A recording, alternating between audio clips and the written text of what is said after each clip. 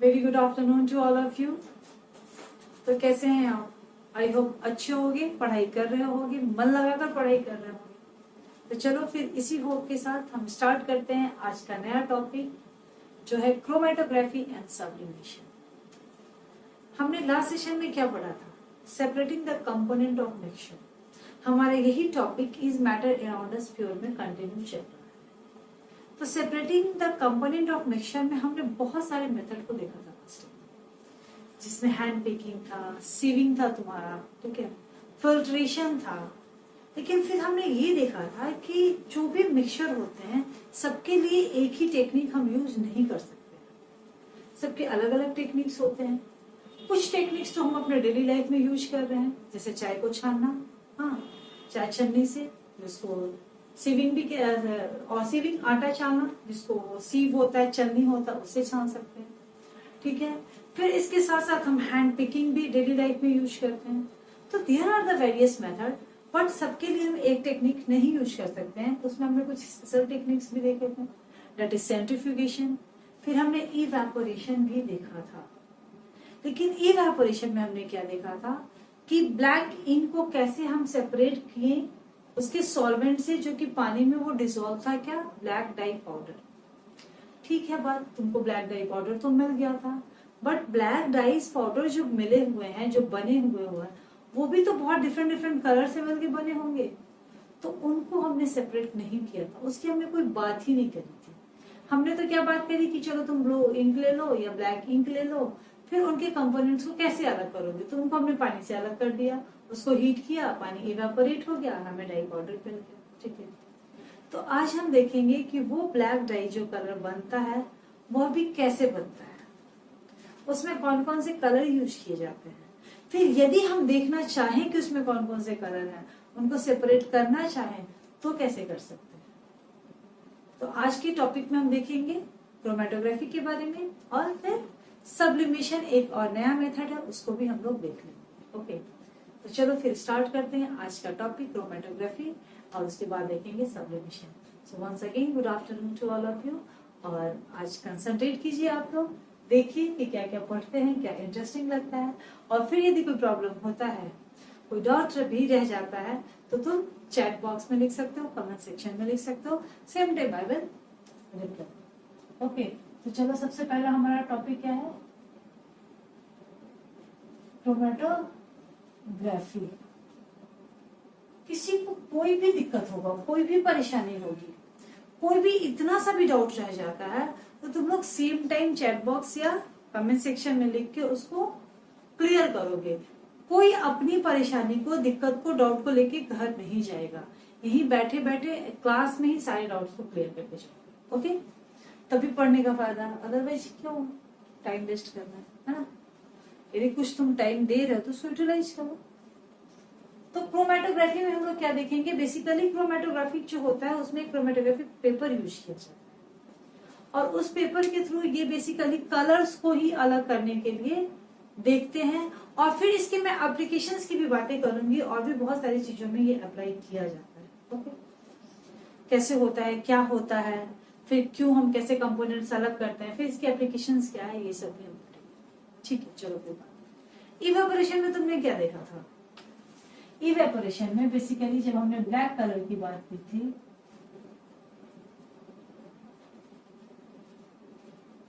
तो black colour क्या था, एक डाई पाउडर था, ठीक है। डाई पाउडर ब्लैक कलर का था, जिसको किसके साथ हमने डिसॉल्व कर दिया था, वाटर के साथ डिसॉल्व कर दिया था। और जब हमने इसको हीट किया था तो तुम्हें सिर्फ क्या मिल गया था, ब्लैक डाई।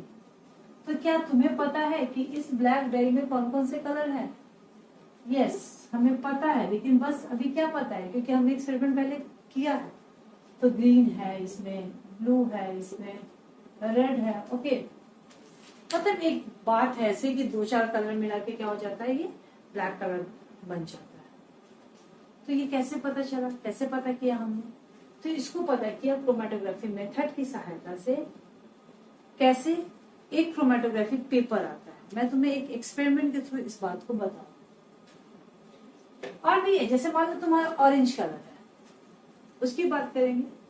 तो ऐसे भी तुम देखो डेली लाइफ में येलो और पिंक को मिलाओ तो ऑरेंज कलर बन जाएगा। फिर उस ऑरेंज कलर के कंपोनेंट्स को तुम अलग करना चाहोगे तो वो भी अलग अलग हो जाएंगे। बट ये कैसे होता है, ये अलग कैसे हो जाता है कलर भाई?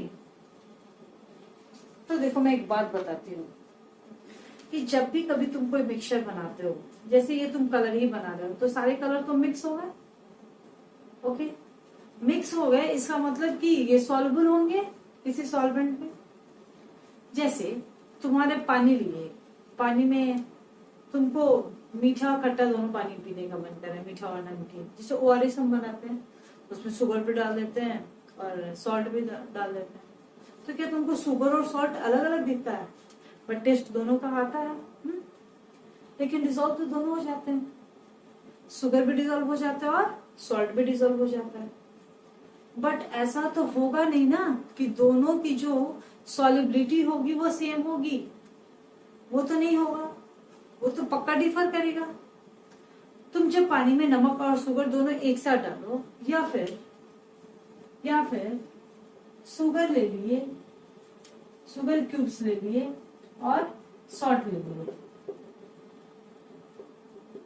चलो मोटे मोटे जो ये शुगर होगा और जो महीन महीन दाना है वो सॉल्ट हो गया। और जब तुम इसमें वाटर डालते हो और मान लो ये वाटर फ्लो करना स्टार्ट हो जाता है, मान लो ये फ्लो करने लग गया, तो जो इसमें डिजोल्व होगा वो तो पहले फ्लो हो जाएगा।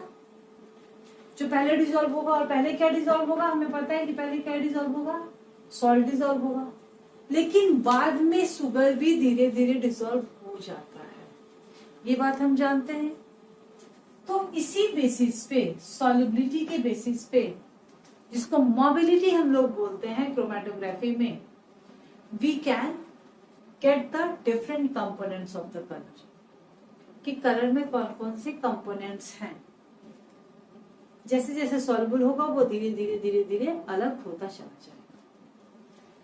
कैसे होता है मैं बताती हूँ, एक एग्जांपल बताती हूँ। तुम एक क्रोमेटोग्राफी पेपर लो, ठीक है, इसको ऐसे यहाँ पे हम क्या करते हैं, पेंसिल की तरह बना देते हैं। ओके, क्रोमेटोग्राफी पेपर में हम सबसे पहले क्या करते हैं, यहाँ से जो इसका ऑरिजिन रहता है उससे 3 सेंटीमीटर एबव एक लाइन खींच देते हैं। ओके, खींच दिया। फिर इस लाइन के ऊपर ही क्या करते हैं, जो तुम्हारा ब्लैक कलर उसको डाल दिया एक बूंद ड्रॉपर की सहायता से। ओके, और एक बीकर में पानी ले लिया। ठीक है, बीकर में पानी इतना नहीं लेना है कि तुमको यहाँ तक चलो बीकर को भर दिया, नहीं, ऐसा कतई नहीं करना है। तुम्हें क्या करना है, तुमको बीकर में पानी इतना ही लेना है जिससे कि बस इसकी जो नोब्स है वही भर सके, ये डूब सके हल्का, बस, और कुछ नहीं, और किसी को नहीं भरना है। ओके, जब इसके नोब्स डूब जाएंगे तो धीरे धीरे तुम क्या देखोगे, ये ब्लैक कलर में जो है और जो जो कंपोनेंट है अकॉर्डिंग टू द मोबिलिटी क्या हो जाते हैं, धीरे धीरे ब्लू कलर, रेड कलर, फिर ऊपर ग्रीन कलर ऐसे आके, अभी मेरे पास ग्रीन पेन है नहीं तो मिला के बना लो, और क्या रेड और ब्लू को।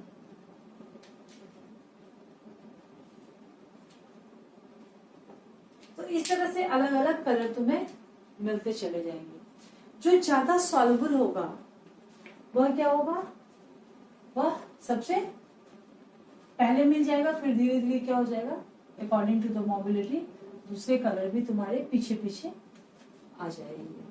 तो इस तरह से you can get the different colour. इसी तरह से यदि तुमको मान लो ऑरेंज कलर की बात करें, ठीक है, तो तुम ऐसे ही करो, एक क्रोमेटोग्राफी पेपर ले लिया, उसको ऐसे कर दिया पेंसिल के निब की सहायता से, इसमें क्या कर दिया, पानी डाल दिया, 3 सेंटीमीटर ऊपर क्या कर दिया, एक लाइन ड्रॉ कर दिया, और यहाँ पे क्या कर दिया, ऑरेंज कलर को डाल दिया। ठीक है, चलो ऑरेंज कलर का डाल दिया, एक सेकेंड, सॉरी। चलो अब ऑरेंज कलर डालने के बाद जब तुम देखोगे जो मोबिलिटी जिसकी ज्यादा होगी, जैसे येलो कलर, तो सबसे ऊपर जाके क्या हो जाएगा, येलो कलर, इसको येलो समझ लेना तुम लोग, और इसके यहाँ पे पीछे क्या हो जाएगा, पिंक कलर। मतलब जब ये क्रोमेटोग्राफिक पेपर क्या होता है ना, ये वाटर को एब्जॉर्ब करता है। ठीक है, ये वाटर एब्जॉर्ब करता है। तो जैसे जैसे वाटर एब्जॉर्ब करता जाएगा, ये जो उसमें सबसे पहले जो सॉल्युबल होंगे वो सबसे पहले तुमको अपीयर हो जाएंगे, फिर धीरे धीरे दूसरा वाला भी अपीयर होना स्टार्ट हो जाएगा। तो इस तरह से कलर्स में जो भी कंपोनेंट्स होते हैं वो क्या हो जाते हैं, सेपरेट हो जाते हैं। तो इस तरह से क्रोमेटोग्राफी पेपर की सहायता से हमारे कलर्स में, हमारे डाई में जो जो कलर्स के कंपोनेंट्स होते हैं उनको हम लोग अलग अलग कर सकते हैं। तो अब तुम पूछोगे कि मैम इसका एप्लीकेशन क्या है, कि क्यों करते हैं। तो इसका एप्लीकेशन है, इसको बहुत सारी चीजों में अप्लाई किया जाता है। हम जब इसके एप्लीकेशन की बात करें तो तुम सुनते होगे कभी कभी, जैसे राजस्थान वगैरह में क्या होता है कि जो लेडीज साड़ी वगैरह डाई करती है तो सुनोगे अरे ये तो नेचुरल कलर से किया गया है डाइस। तो जो पिगमेंट्स होते हैं, जैसे लीफ का ग्रीन कलर निकालते हैं, फ्लावर से डिफरेंट डिफरेंट कलर्स निकालते हैं, उनको सेपरेट करने में भी ये हेल्प करता है। तो it is used to separate the natural colours pigments from the leaves and flowers. Okay, तो फर्स्ट क्या हुआ इसका use, it is used to separate different pigments of natural color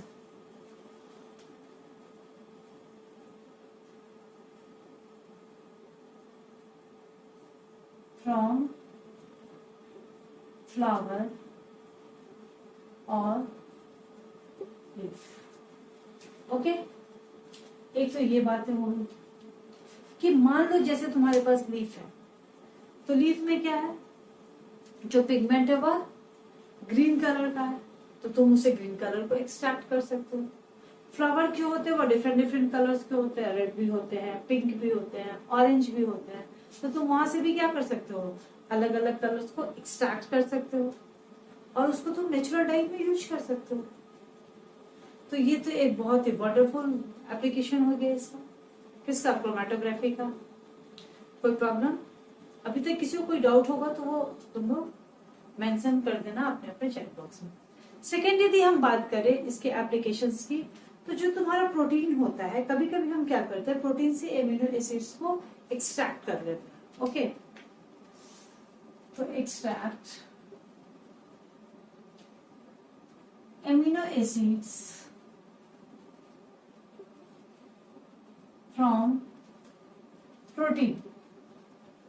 हमारा जो प्रोटीन का एक लंबा चेन बना होता है, वो तुमको पता है 22 एमिनो एसिड्स के बनने से बना होता है।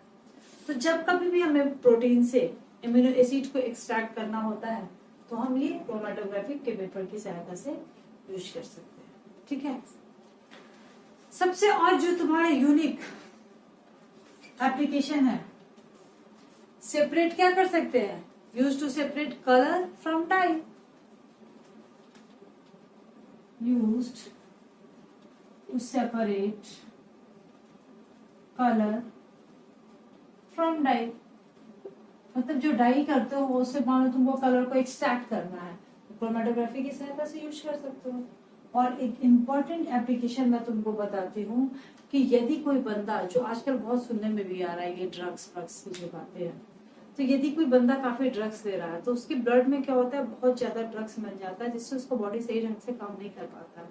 फिर उसे यदि ड्रग्स की लत छुड़ानी होती है, फिर उसके ब्लड से ड्रग्स को एक्सट्रैक्ट करना रहता है, तो उस ड्रग को सेपरेट करने के लिए, अलग करने के लिए इसी एप्लीकेशन, इसको क्रोमेटोग्राफी मेथड को यूज किया जाता है। तो यूज टू सेपरेट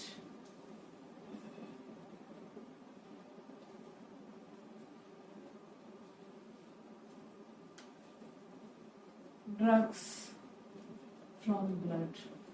तो हमारे ये सारे एप्लीकेशन है क्रोमेटोग्राफी के, कि जिसमें हम क्या करेंगे, डिफरेंट पिगमेंट्स, कलर जो होते हैं, नेचुरल कलर होते हैं फ्लावर्स के, लीव्स के, वो सबको अलग करते हैं, फिर एमिनो एसिड्स को एक्सट्रैक्ट करते हैं, फिर क्या करते हैं, कलर्स को एक्सट्रैक्ट करते हैं डाई से, और ड्रग्स को ब्लड से सेपरेट करने में यूज किया जाता है। ओके, तो ये तो बातें थी क्रोमेटोग्राफी की।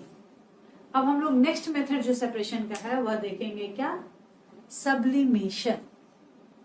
ओके, आई होप यहां तक किसी को कोई डाउट नहीं होगा। यदि होगा तो आप लोग कमेंट सेक्शन में डाल दीजिए, मेंशन कर दीजिए।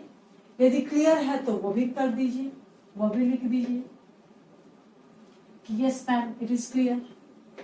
Okay, now we will see about the sublimation method. Sublimation method एक फिर अलग तरीका, एक new technique of the separation of क्या, कंपोनेंट्स ऑफ ए मिक्सचर, जिसमें एक वोलेटाइल होगा और दूसरा नॉन वोलेटाइल होगा। यही इसकी स्पेशलिटी है। ठीक है, सब्लिमेशन में क्या होगा, सब्लिमेशन में हम वैसे कंपोनेंट्स को अलग करेंगे कि जब दो कंपोनेंट्स होंगे उसमें मिक्सचर में, तो उसमें क्या होगा, एक जो होगा one volatile and another one जो होगा वह क्या होगा, नॉन वोलेटाइल। तो ये तो बात हो गई कि चलो हम सब्लिमेशन मेथड यूज करते हैं, इसमें वोलेटाइल नॉन वोलेटाइल जो कंपोनेंट्स है उसको अलग अलग करेंगे। लेकिन सबसे पहले हमारा सब्लिमेशन है, जब तुम फर्स्ट चैप्टर में इंटर कन्वर्शन पढ़ रहे थे कि कोई सब्सटेंस यदि सॉलिड है तो सॉलिड को क्या करेंगे, हीट देते हैं, और हीट देने से वो क्या हो जाता है, लिक्विड हो जाता है। ठीक है, फिर लिक्विड से क्या हो जाता है, वह गैस हो जाता है। फिर गैस से भी क्या हो जाता है, हम कन्वर्ट कर सकते हैं, गैस से फिर हम सॉलिड में कन्वर्ट कर सकते हैं टेम्परेचर डाउन करके। ठीक है, तो ये हीट दिए, ये हीट दिए, ओके, और गैस को क्या किया, टेम्परेचर डाउन कर दिए। मतलब कि कभी भी जो कन्वर्शन होता है solid to liquid and liquid to gas, फिर यदि हम उल्टा कन्वर्ट करें तो ये gas to liquid and the liquid to solid, अचानक से कोई जंप नहीं मार जाता है ना। लेकिन हम कभी कभी क्या देखते हैं, कि जो सॉलिड होता है वह डायरेक्टली यहां से जंप मार के क्या हो जाता है, गैस में कन्वर्ट हो जाता है। ओके, और तब हम इस मेथड को क्या बोलते हैं, सब्लिमेशन। तुम्हारे डेली लाइफ में ही भी बहुत सारे सब्सटेंसेस ऐसे हैं जो सब्लाइम्स हो जाते हैं। याद करो नेप्थलीन बॉल जो मम्मी लोग रखती हैं क्या बॉक्स में कपड़े वगैरह के बीच में, कि ताकि उसमें कीड़ा वगैरह नहीं लग सके। ठीक है, तो तुम देखोगे कुछ दिन के बाद वो, या फिर वॉश बेसिन वगैरह में डाला जाता है कीड़ा वगैरह से बचाने के लिए, तो तुम क्या देखते हो कि थोड़े दिन के बाद वो छोटा छोटा होता तो वो अपने आप गायब हो जाता है। फिर या गलती से कपूर के डब्बे की ढक्कन तुमने नहीं बंद की, तो एक 2-4 दिन में देखोगे सारे के सारे कपूर खत्म हो गए, उड़ गए। तुम बोलते जाओ कपूर उड़ गया, अरे कपूर उड़ नहीं जाता है। तुम तो प्लीज ऐसे नहीं बातें करना, हाँ, क्योंकि तुम साइंस के स्टूडेंट हो तो तुम क्या बातें करोगे, वह उसका फेज चेंज हो जाता है, सब्लाइम्स हो जाता है।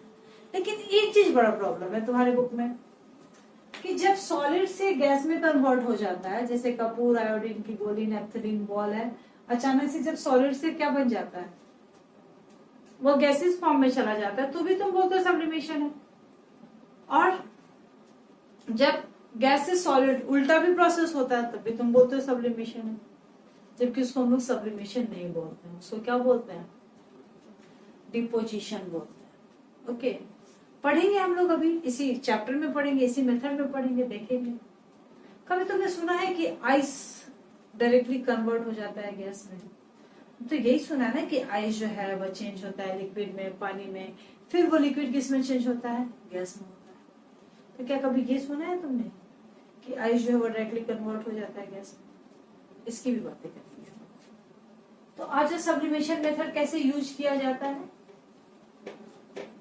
कैसे सब्लिमेशन में हम यूज करते हैं, सब्लिमेशन मेथड में किस तरह के कंपोनेंट्स को यूज करते हैं। बेसिकली तो हम क्या कर रहे हैं, प्यूरिटीज और इम्प्योरिटीज की बातें कर रहे हैं कि एक दूसरे को, एक कंपोनेंट्स को एक दूसरे से अलग करते हैं। मान लो तुम्हें किसी ने दे दिया NH4Cl ammonium chloride plus NaCl का मिक्सचर, क्या दे दिया, मिक्सचर दे दिया, इसलिए प्लस मत ही लिखो। अब ये क्या करेंगे, हमें इस मिक्सचर में से नमक को निकालना है, सोडियम क्लोराइड को निकालना है। तो इसमें ये क्या है, NH4Cl क्या है, तुम्हारा वोलाटाइल है। बहुत सारे एग्जाम्पल है ऐसे, अमोनियम क्लोराइड है, तुम्हारा आयोडीन है, तुम्हारा कैम्फर है। आयोडीन तो बहुत सुंदर क्रिस्टल एकदम पर्पल कलर का, बहुत खूबसूरत लगता है, और इसके साथ भी कुछ इम्प्योरिटीज मिले रहते हैं जो नॉन वोलाटाइल्स होते हैं। NaCl क्या है, तुम्हारा कॉमन सॉल्ट है। अब तुम्हें यदि दोनों मिक्सचर्स मिल गए तो तुम कैसे अलग करोगे, तुम्हारे लिए तो आफत हो जाएगा। नहीं होगा, क्योंकि तुम तो साइंस के स्टूडेंट हो। तुम फटाफट क्या करोगे, एक चाइना डिश लोगे, ठीक है, चाइना डिश को क्या करोगे, एक ट्राइपॉड स्टैंड पे डाल दोगे, ठीक है, यहां से एक स्पिरिट लैंप लोगे, इसको हीट करोगे। लेकिन हीट करने के पहले तुम क्या करोगे, एक कॉनिकल फ्लास्क से इसको ढक दोगे, किसको, चाइना डिश को, जहां तुमने अमोनियम क्लोराइड और सॉल्ट का मिक्सचर को रखा था, और यहाँ पे क्या लगा दोगे, कॉटन प्लग। क्यों लगा दोगे, ताकि तुम्हारा जो वोलाटाइल अमोनियम क्लोराइड है वो उड़ के बाहर नहीं चला जाए, तुमको मिल जाए, यू कैन गेट दिस। इसके लिए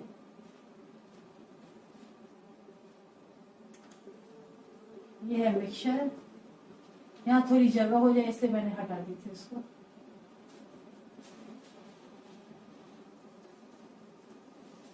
एक बार जो ड्राइंग होता है ना वो अच्छा बनता है, फिर बार बार उसको करने से ना वो फिर उसमें प्रॉब्लम आ जाता है।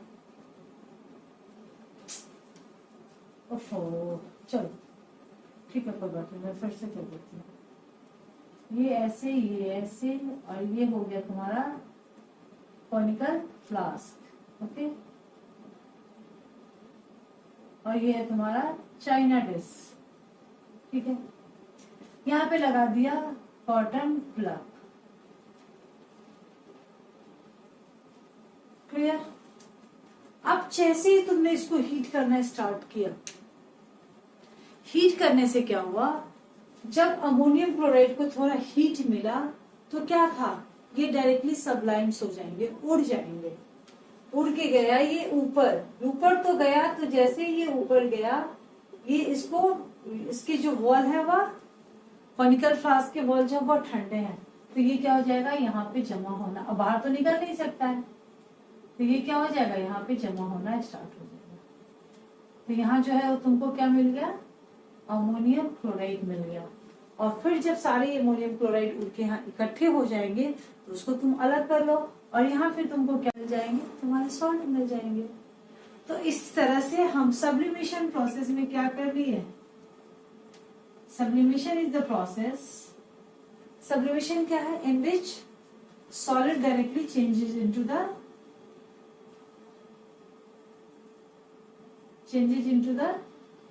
solid substances directly changes into the vapor stage या gaseous stage।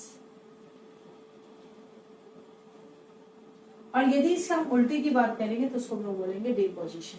ये उल्टा हुआ ना, यहाँ पे अमोनियम क्लोराइड तो इवेपोरेट हुआ, लेकिन इवेपोरेशन के बाद जैसे उसको कूलिंग मिली, कंडेंसेशन मिला, वो फिर लिक्विड में तो नहीं चेंज हुआ ना, वो सीधे फिर सॉलिड में चेंज हो गया अमोनियम क्लोराइड में, तो that is called the deposition.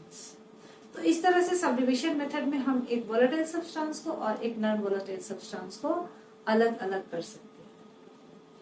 तो इसके एप्लीकेशन क्या हुए तुम्हारे घर में, एप्लीकेशन में, तुम्हारे घर में ही एप्लीकेशन होता है बच्चों। जब तुम फ्रिज को डिफ्रॉस्ट करते हो, defrostations of your fridge,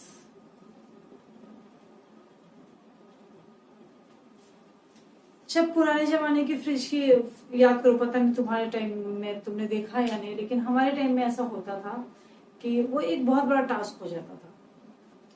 हफ्ते 2 हफ्ते में फ्रिज को आज स्विच ऑफ करना है, डीफ्रॉस्ट करना है, उसके सारे आइस जब पिघल जाएंगे फिर फ्रिज की सफाई करनी है। क्योंकि कुछ ही समय के बाद, 1 हफ्ते 2 हफ्ते के बाद फ्रिज के फ्रीजर में पूरा का पूरा ग्लेशियर बन जाता था। आइस ही आइस, एकदम इतनी मोटी मोटी आइस जो होती थी वो जम जाती थी। बट तुम अभी अपने फ्रिज खोलना, कभी भी फ्रिज को खोल के देखोगे, उसके फ्रीजर में कभी भी आइस इकट्ठे नहीं होंगे, जमा हुआ नहीं रहेगा। तो पता है ये क्यों होता है?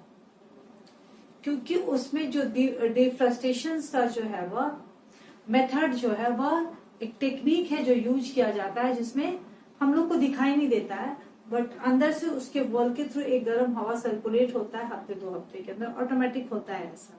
जब तुम लेने जाओगे फ्रिज भी तो बोलेगा कि ये ऑटोमेटिक डिफ्रस्ट हो जाता है। मतलब आपको डिफ्रस्ट करने की जरूरत नहीं है कि उसकी आइस को पिघलाइए, उसके ग्लेशियर को खत्म कीजिए, फिर फ्रिज को साफ कीजिए।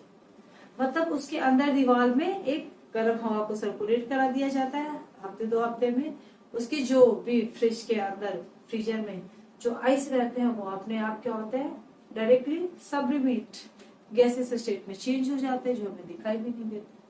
तो इसलिए हम लोगों को अभी आज के न्यू टेक्निक्स में फ्रिज में कभी भी आइस जमा हुआ नहीं दिखाई देता है। तो इस तरह से आज हमने सेपरेशन ऑफ द कंपोनेंट्स में 2 तरह के मेथड्स को पढ़ा, क्रोमेटोग्राफी और सब्लिमेशन को पढ़ा। नेक्स्ट मेथड में हम लोग देखेंगे होमोजीनियस मिक्सचर और इममिसिबल लिक्विड के इममिसिबल लिक्विड जो होता है उसको कैसे सेपरेट करते हैं।